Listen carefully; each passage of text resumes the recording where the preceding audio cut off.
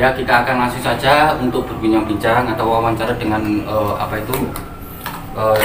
yang memegang ini seperti ini saja. Terus ketika kami salam KPS TV Misteri.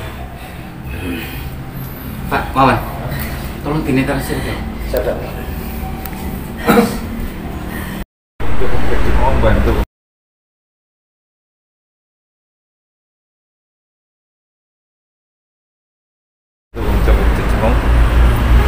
Di sini ada tiba-tiba yang Kak Gus lihat di sini itu masih mengikuti ini. Takutnya nanti kalau kami sudah selesai acara, takutnya masih mengikuti dia.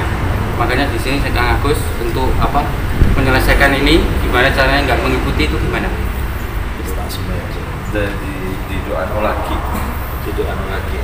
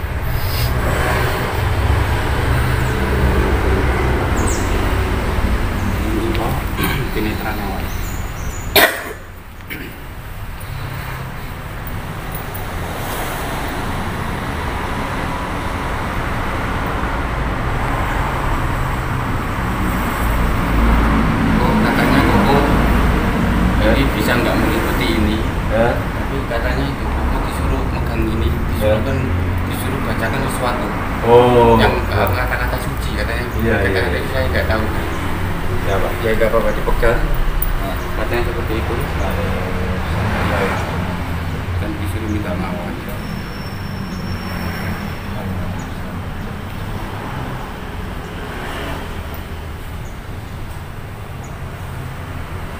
Disuruh buang katanya seperti itu.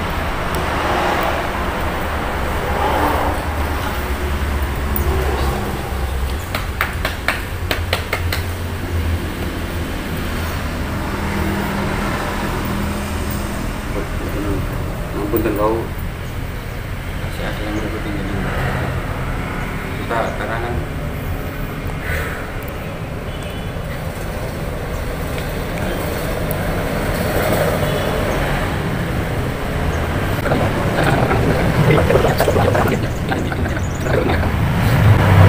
Tapi tidak apa-apa nanti kalau berjalan pulang ada. Jadi pokoknya kan disuruh itu. Iya, doa.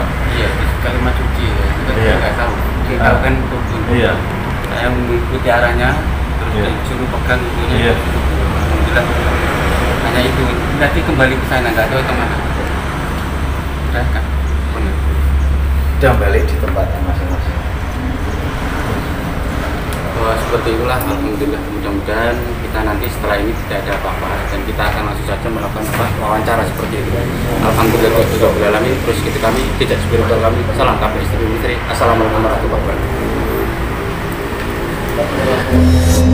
Assalamualaikum warahmatullahi wabarakatuh. Alhamdulillah rabbil alamin. Tadi kami mendapatkan insiden yaitu kerasukan seperti itu dari tim kami. Dan tapi alhamdulillah sudah dinetralisir oleh juru kunci dengan juru rohaninya seperti itu. Alhamdulillah sudah sembuh. Di sini aku akan langsung saja melakukan wawancara bagaimana asal-usul atau sejarah-sejarah dan misteri-misteri apa yang ada di tempat kelenteng daerah Sukomoro itu tersebut seperti itu. Permisi Pak. Iya, Sebastian. Ya. Dengan Bapak Sebastian, juru rohani. Iya, seksi rohani. Permisi. Dengan Bapak siapa? Mawan. Dengan Bapak Mawan, juru pelihara sini Bapak. Iya, Ya, seperti ini. Maaf Pak Bastian, untuk sejarah atau asal usul berdirinya kelenteng ini itu bagaimana Pak? Ini namanya kelenteng Hokkyo-kyong. Iya, betul. Seperti itu bagaimana? Tolong bisa dijelaskan. Baik, baik. Jadi kelenteng Hokkyo-kyong ini berdiri di Sukomoro, Nganjuk pada tahun 1956. Jadi sebelum kelenteng ini ada di Sukomoro ini, kelenteng ini ada di kota Nganjuk. Jadi itu berupa tempat ibadah di rumah tetangga biasa, tapi karena umatnya semakin banyak, maka pada tahun itu pemilik atau pendiri dari kelenteng ini namanya Subunli. Jadi dia punya tanah di daerah Sukomoro Nganjuk ini, kemudian almarhum berbelas asih untuk mendirikan kelenteng ini. Jadi berdirilah kelenteng ini tahun 1956 dengan bantuan gotong royong dari umat-umat Tionghoa yang ada di kota Nganjuk ini. Kemudian mereka bersama-sama membangun kelenteng ini secara bertahap. Jadi donatur itu bukan hanya dari kota Nganjuk aja, juga banyak dari luar kota, terutama dari Surabaya, karena pendiri dari kelenteng ini kebanyakan itu mayoritasnya itu adalah orang-orang dari Surabaya. Jadi pada tahun itu dinyatakan bahwa dalam catatan kami yang ada di kelenteng ini itu dimulai pembangunannya tahun 1956. Jadi secara bertahap sampai kira-kira ya seperti inilah kelenteng yang ada di Sukomoro Nganjuk. Iya, seperti itu. Untuk setiap kelenteng itu kan ada simbol ya. Ya. Iya, simbolnya itu di sini itu simbolnya apa? Boleh tahu? Simbolnya ini semut. Semut. Iya. Kalau bahasa itunya apa? Diaong. Diaong. Iya. Jadi kita untuk menghormati, kita menyediakan juga altar untuk Raja Semut ini. Jadi di kelenteng Hokkyo-kyong Sukomoro Nganjuk ini ada satu ciri khas yang khusus yang mungkin kelenteng-kelenteng di Indonesia yang lain tidak punya. Kita di sini ada satu altar yang khusus kami untuk menghormati Raja Semut. Jadi sesuai dengan logo yang ada di kelenteng Hokkyo-kyong Sukomoro Nganjuk itu ada gambar semut. Jadi seperti itu di kelenteng Hokkyo-kyong Sukomoro Nganjuk ini kami juga punya untuk menghormati Raja Semut, kita punya altar Raja Semut. Dan karena memang sesuai zaman dulu sebelum kelenteng ini berdiri, itu di tanah Sukomoro sebelum dibangun itu memang ada gundukan semut. Kayak yang di belakang tadi. Ya, ada yang di belakang tadi. Dulu kecil, jadi sejak lama kelamaan itu membesar. Jadi seperti itu. Jadi kami untuk menghormati itu, ya kami menyediakan satu altar khusus dan kami anggap itu sebagai tuan tanah sini lah.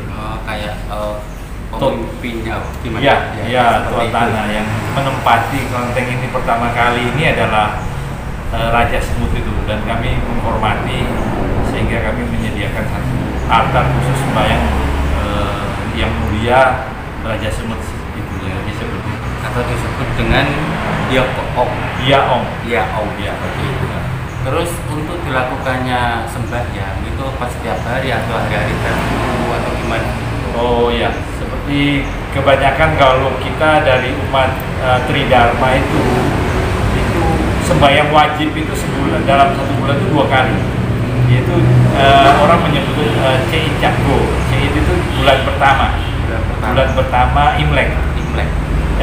Maksudnya tanggal pertama di bulan Imlek itu ada itu kita melakukan upacara, dan pada waktu purnama. Pada waktu purnama itu kita sering Cakgo. Jadi Cakgo itu kan bahasa itu 15. Jadi pada hari ke-15 setiap bulan itu sembahyang wajibnya itu ada 2, jadi pada awal bulan dan pertengahan bulan. Jadi Cei Cakgo kita bilang. Untuk merayakan suatu perayaan itu ada ya? Ada, terutama biasanya yang Imlek gitu ya? rame itu adalah waktu Imlek, itu permulaan tahun ya Imlek. Kemudian setelah itu sepanjang 15 hari itu kita ada perayaan namanya menyambut Cap Gome. Ya itu yang biasanya puncaknya di awal tahun gitu. Setelah itu nanti ritual sembahyang itu diadakan sesuai dengan yang ada di tiap-tiap kelenteng. Itu ada simbeng-simbeng yang punya waktu mereka untuk hari kelahiran, sejid, dan pada waktu saat mencapai kesempurnaan. Itu biasanya yang upacara yang kita adakan seperti itu. Jadi ya sejidnya maupun pada saat mencapai kesempurnaan. Untuk apa itu fenomena atau misteri-misteri apa yang pernah dialami oleh Kobastian? Apa nih? Pernah nggak? Saya pribadi sih ya, selama ini ya nggak ada ya. Jujur saya ya nggak ada, biasa-biasa aja gitu. Untuk pengalamannya Pak Wawan sendiri ada nggak? Kalau untuk saya nggak ada mas. Nggak ada ya. Biasanya sudah biasa-biasa saja. Iya. Katanya tadi ada yang daerah apa mana itu? Mojokerto. Iya. Itu kayak tadi kayak ada kesurupan itu. Betul, iya memang benar. Insiden-insiden yang tidak terduga. Betul. Itu bagaimana Bapak? Itu gini, ya. kalau menurut saya orang itu seperti tadi Mas Agus bilang, Iya. kemungkinan perkenalan menyambut dulu, terus ada sesuatu. Makanya saya tadi tanya, kenapa Pak kok sampai terjadi seperti ini? Iya. Kadang-kadang orang mempunyai pikiran yang aneh-aneh, Iya. yang tidak baik lah tujuannya, Iya. seperti itu. Makanya apalagi ini di tempat ibadah Mas, Iya. kan harusnya dia Iya. baik. Jadi pada kesimpulan seperti ini, tempat ini itu tempat suci. Jadi kita kemanapun tempat suci itu tidak boleh dibuat untuk kalau bahasa Jawanya itu adigang, adigung, adigunung. Jadi kita harus menghormati karena meskipun kita beda kepercayaan, paling tidak kita menghormati, tidak ada pemikiran-pemikiran yang negatif. Dan kita kalau ingin tahu atau sembahyang, kita harus izin dulu.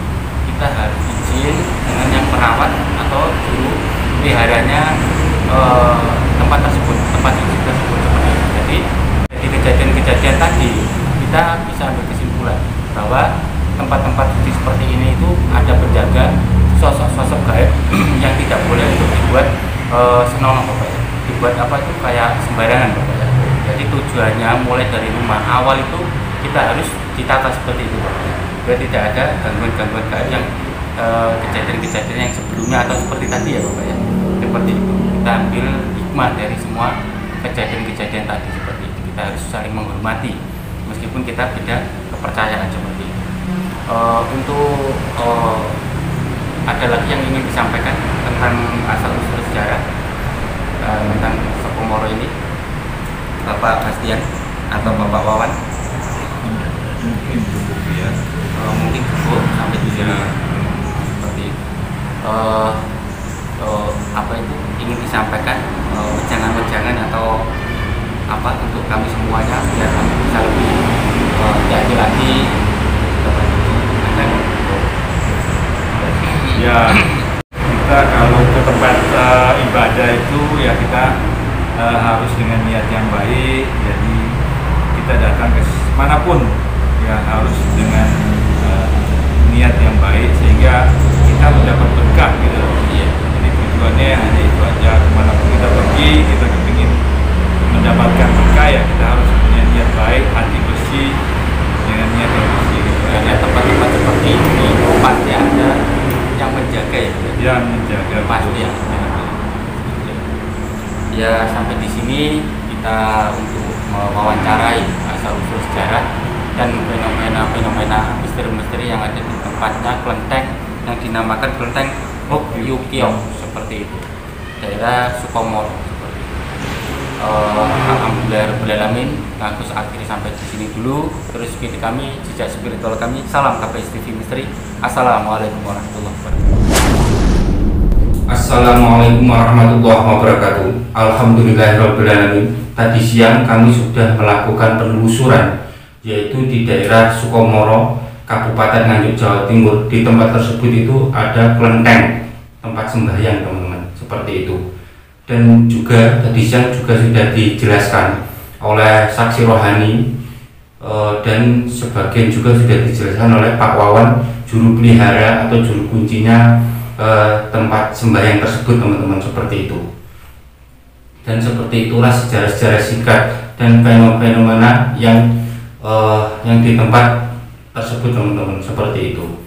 Dan tadi siang teman-teman, pada waktu Kang Agus dengan saksi rohani melakukan sembahyang, yaitu di tempat tersebut itu ada sebuah kayak tanah sangat besar sekali. Di dalamnya itu rumahnya semut, yang kalau dibilang itu raja semut, seperti itu teman-teman.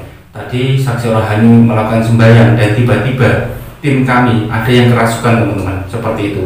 Di sampingnya tempat tinggalnya atau rumahnya semut tersebut, seperti itu. Dan tadi siang tim kami itu kesurupan, tangannya itu seperti ini teman-teman. Dan kalau Kang Agus melihat secara batiniah, sosok tersebut itu seperti kayak orang memakai baju seperti Buddha. Kepalanya itu pelontos atau gundul, tapi di kanan kiri sampingnya telinganya itu masih ada rambutnya, dan di atasnya rambut ini, di atas kepala ini yang tengah-tengah ini juga masih ada rambutnya tapi dikuncir, seperti itu teman-teman. Dan bibirnya sangat merah sekali. Dia tidak melakukan komunikasi apapun, hanya berdiam diri dan hanya menggereng-gereng atau meraung-raung teman-teman, seperti itu.